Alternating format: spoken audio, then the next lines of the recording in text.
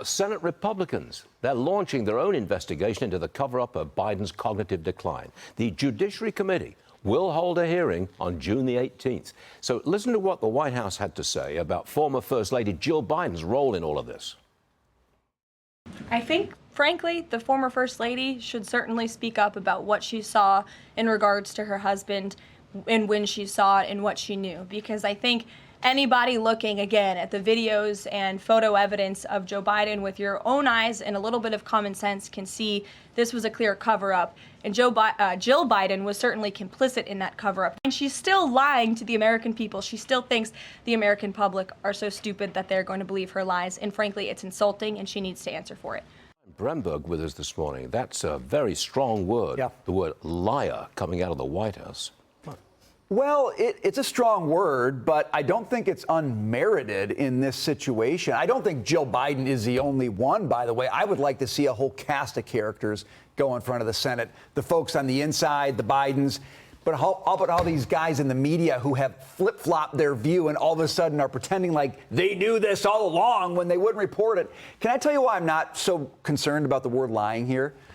Americans would like to know who their president was the last 4 years.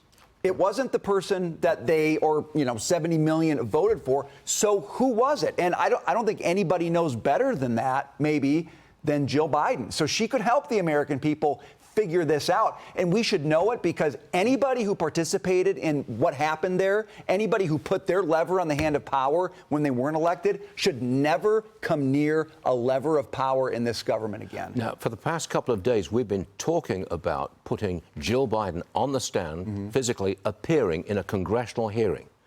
I don't think that's going to happen. I don't either. I don't think the Republicans want to put a former First Lady on the stand defending her ailing husband. I don't think that would be the good part. You don't think it would be good for Republicans, like a good look for them? Right. I don't think so. You know what? Look, there are a lot of families of the president in the past who have stayed out of politics, and that's fine. You should let them do that. Jill Biden did not stay out of politics. She did not sit in the sidelines. She did not say, this is not my deal, this is my husband's deal. When you make that choice as somebody that close to the president, gosh, I think you owe the American people some answers. All right, there's another subject for you. All right. We've got a list of 21 Democrats who may throw their hat in the ring for the 2028 presidential run. It includes Kamala Harris, AOC, California Governor Newsom, Pete Buttigieg, and all, as you can see right there. All these people have to run on is the fact that they are not Trump, and that's not good enough, is it? Who's the most not like Trump in that whole category, right? Who can say the craziest things? I totally agree with you.